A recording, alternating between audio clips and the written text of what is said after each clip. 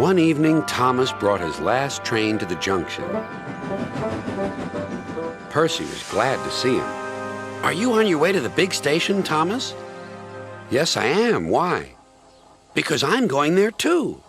I think something's up." Toby looked up at the sky. "Where?" "Not up there. Down here," laughed Thomas. "How can something be up when it's down?" Thomas was too excited to explain. "Bust my buffers! Look over there!" Mavis, Boko, Bill, Ben, Donald, Oliver, and Douglas paraded past. "Good evening, you three," whistled Donald. "Aren't we all a fine sight?" "Very splendid indeed," admired Toby. "Sorry we can't stop. Sir Topham Hatt wants us all together at the station." "What is this about?" asked Thomas.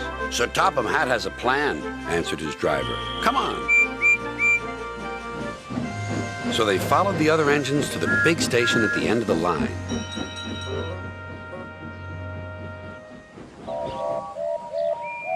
"Silence!" called Sir Topham Hatt. "I have an important letter to read from a little girl who is 5 years old." "Dear Thomas and all the engines, please can I meet you? My friends say they would like to meet you too. You could come to my house for tea, but my mommy says there aren't any railway tracks to my house. Can you come to the station instead?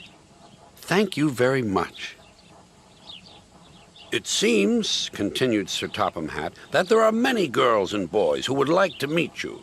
Therefore, we are all going to the big city far away." "Hooray! Hooray!" the engines whistled. "Silence! Other engines will be working here while you are away, so please show them what to do." As Annie and Clarabelle were going to the big city too, Thomas and Oliver practiced with some other coaches.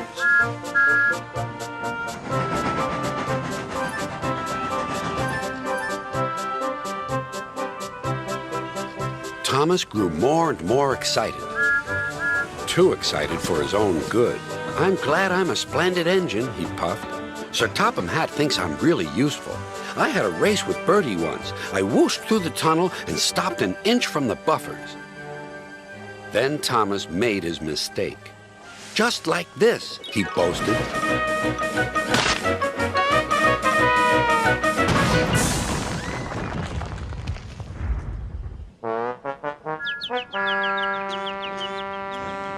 No one was hurt, but Thomas's front was badly bent. They telephoned to Sir Topham Hatt. "I'll send up the workmen," he said. "But if they can't mend Thomas in time, we'll have to go to the big city without him." Poor Thomas. 8 o'clock next morning, the engines waited at the junction. Toby and Percy were each on a truck, and Duck had pushed them into place behind Edward. Gordon, James, and Henry were waiting to lead off. They whistled impatiently. Sir Topham Hatt looked at his watch. "I'll wait 1 more minute for Thomas, then we have to go."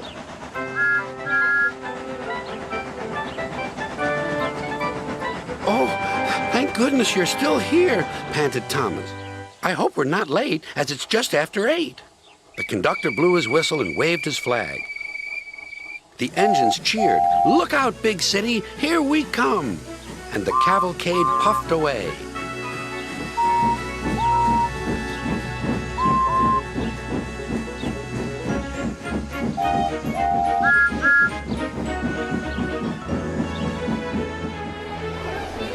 Later in the big city, all the engines were lined up in a splendid shed. The children were delighted to meet their friends. "I'm glad the little girl wrote to us," whispered Thomas to Percy. "Isn't it wonderful what happiness a letter can bring?"